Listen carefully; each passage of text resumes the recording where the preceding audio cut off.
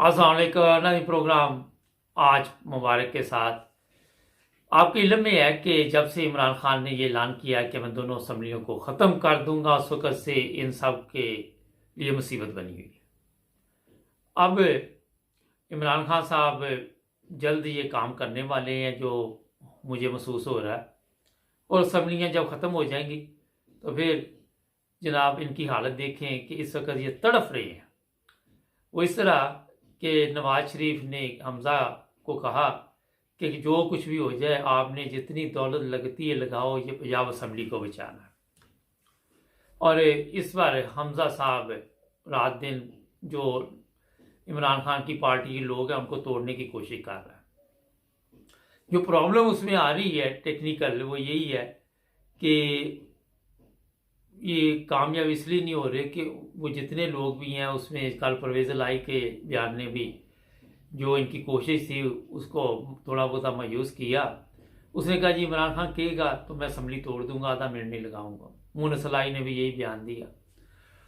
कुछ लोगों का ख्याल अभी तक ये यही है कि शायद परवेज़ लाई जो है वो कोई धोखा करे इमरान खान के साथ आखिरी वक्त पे, मगर हो सकता है परवेज़ लाई को नवाज शरीफ की औकात का पता चल चुका है कि वो किस औकात का इंसान है, और ये भी उसको पता चल चुका है कि ये जो मुनाफिकीन है ये किसी का साथ नहीं देते। इमरान खान ने जो कुछ सीखा है उससे शायद इनको भी कल को फ़ायदा हो जाए। और दूसरी जो अहम चीज़ है जो मेरा ज़ाती ख्याल है कि कामयाब नहीं ये लोग होंगे कि कोई अगर अदम एतमाद की तहरीक ले भी आते हैं तो उसमें कामयाब नहीं होंगे। जो हालात वजह उसकी ये है कि जिस तरह जो भी लोटे हैं टोटे हैं, जो जिस तरह चीफ ऑफ आर्मी स्टाफ जो साबिक था बाजवा कहते हैं, अब चीफ ऑफ आर्मी स्टाफ तो अच्छे इंसान है।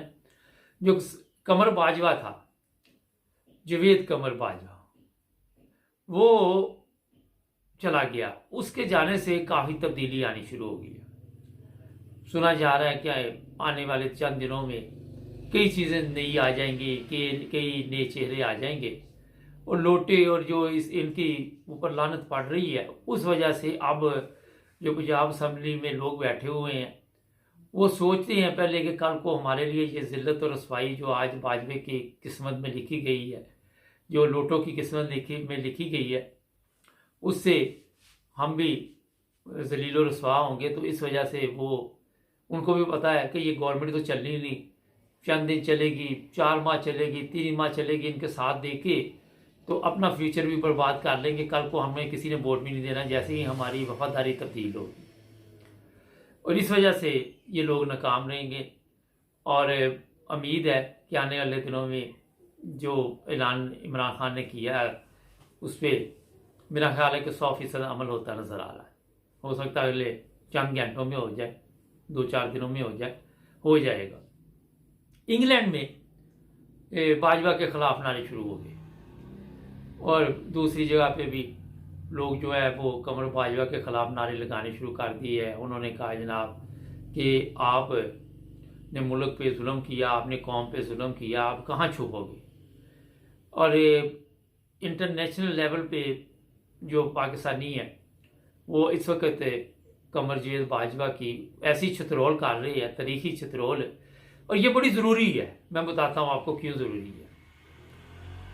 वो इसलिए ज़रूरी है कि अगर इसकी छतरोल हरामखोर की ना की तो बाद में ये जो दूसरे हैं आपकी एक आला जगह पे बैठा हुआ बंदा, आगे खुद आप समझ जाएं, जो कहते हैं हम आला, वो भी बंदा ठीक नहीं है। वो भी जो ऊपर से आते थे उसको हुक्म वो उसके मुताबिक चलता था, खुद उसमें कोई जान नहीं।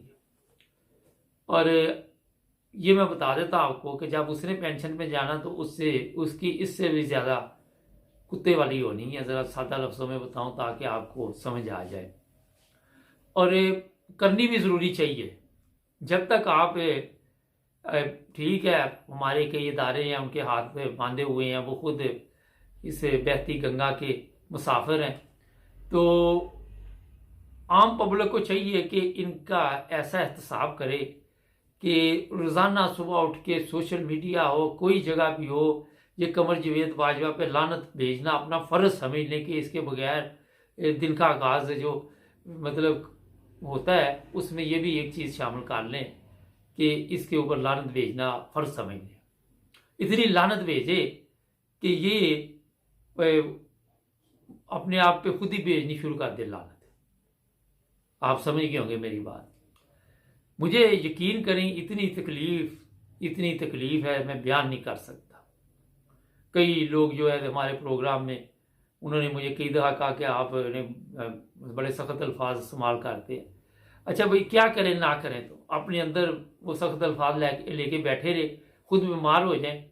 ये चैनल का मकसद ही ये है कि अपनी भड़ास निकालने आके आप जो सच है वो बोल रहे हैं। कोई 22 करोड़ आवाम झूठ तो नहीं बोल रही यार, सारे तो नहीं, किसी कोई एक बंदा भी तो उसे ये नहीं कह रहा कि वो गद्दार नहीं है। नए चीफ ऑफ आर्मी स्टाफ ने कल उससे के साथ जिस तरह मुलाकात की आखिरी वक्त पे, खुद ही वो आके बढ़ के तो खुदा हाफिज करके तो दफा हो गया। लेकिन जो नया है उसने अपने पाँव उधर ही ठहरे, वो एक कदम नहीं आगे बढ़ा। वजह ये थी कि यहीं से उसने मैसेज दे दिया कि तुम गलत थे, तुम गलत थे, तुम गलत थे। इशारतन मैसेज ये था बोला, और कोई बात नहीं थी। गलत आदमी के लिए आप उसको मुंह ना लगाएं तो वो भी उसके लिए मौत होती है। और ये आहिस्ता आहिस्ता खुल के सामने आ रहे हैं। ये जितने यहाँ पे पाकिस्तान में राना सनाउल्लाह एंड कंपनी और शहबाज शरीफ और ये वो, अगले चंद दिन में ये सारे चेहरे जो है ऐसा ऐसा चेंज हो जाएंगे। और इंतखाबात होते या नहीं होते, मगर काफ़ी चीज़ें चेंज होने वाली हैं। मेरा ख्याल है कि हो सकता है कि इलेक्शन कमीशन भी चेंज हो जाए आने वाले दिनों में, उसकी भी छुट्टी हो जाए, कोई नया बंदा आ जाए। जितने नैब के हैं ये सारा रिवर्स होगा सिस्टम, ये वहीं पे जाएगा। ये एहतजाज चीफ जस्टिस साहब आपको बता रहा है कि उसके फैसले गलत थे और आपके फैसले गलत थे। अगर अब भी आपने आंखें बंद की तो इसका अंजाम देख ले, और इससे इबरतनाक अंजाम आपका होगा। मैं आपको बता दूं, मैं जो अल्लाह अल्लाह कर रहा था मुझे एकदम बताना पड़ा आपको, तो ये ना समझे कि आपको छोड़ देंगे। वो तो 62 साल का है, आप तो मेरा ख्याल 60 के होंगे, तो बाद में आपने भी यही हालत से गुजरना है, क्योंकि हमारी कौम माफ़ करने वाली नहीं है। तो इसलिए फौरी तौर पर वो केस रिवर्स करे, जो भी इन्होंने NRO लिया हुआ है वो चीज़ें बंद करें। तमाशा जिन लोगों पे केस है वो खोलें, फाइलें वॉल्यूम 10 खोल के अवाम के सामने रखें, गद्दारों के चेहरे सामने लाएं। ये नहीं होता कि मैं ये बंद कर देंगे, मुल्क की सलामती के लिए खतरा। और सबसे बड़ा खतरा तो आप लोग हैं मुल्क की सलामती के लिए, जो ऐसी जगह पे बैठे हुए। आपसे बड़ा खतरा कौन सा है मुल्क के लिए, मुझे बताएं, कोई है खतरा? ये जो गया है कमर जावेद बाजवा जिसपे लान तान पड़ रही है, सबसे बड़ा खतरा ये था, और आप इसकी बात मान रहे थे। अगर उस पर लान तान पड़ रही तो आपके क्या फूलों के हार पहनाए जाएंगे? कैसे हो सकता है ये? तो इसलिए अपने आप को ठीक करे, अपने अदारों को ठीक करे, अपनी खामियां ठीक करे। आज दूसरे ममालिक देखे जो तरक्की याफ्ता है, हमें उन ममालिक की तरफ देखना होगा। जो भी सच बोलता है उसके ऊपर केस डाल देते, उसको मरवा देते, और आपकी आंखें बंद होती, आप दारू पी के पता नहीं सुते होते।